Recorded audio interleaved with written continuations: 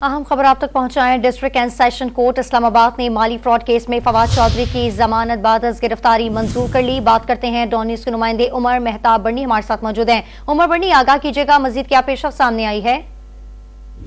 जी देखिए, इस्लामाबाद की मकामी अदालत ने माली फ्रॉड केस में फवाद चौधरी की जमानत बाद गिरफ्तारी मंजूर कर ली है। अदालत ने फवाद चौधरी की दरख्वास्त जमानत पर महफूज फैसला सुना दिया। फैसला सिविल जज डॉक्टर सुहेल ने सुनाया। अदालत ने फवाद चौधरी की जमानत 1 लाख रुपए के मुचलकों के एवज मंजूर की। फवाद चौधरी पर शहरी से 50 लाख रुपए लेकर नौकरी न देने का इल्जाम है और ये केस जो है इसमें फवाद चौधरी अडयाला जेल में कैद हैं और इसमें अब जमानत जो है वो हो चुकी है और एन मुमकिन है कि फवाद चौधरी को इसके बाद रिहा भी कर दिया जाए। अगर तो किसी दूसरे केस में गिरफ्तारी मतलूब नहीं तो फवाद चौधरी को रिहा कर दिया जाएगा, वरना फिर फवाद चौधरी को अडयाला जेल में ही कैद रखा जाएगा। इस्लामाबाद की मुकामी अदालत ने फ्रॉड केस में फवाद चौधरी की जमानत मंजूर कर ली। तफसील बताए थे उमर मेहताब बर्नी, आपका बहुत शुक्रिया।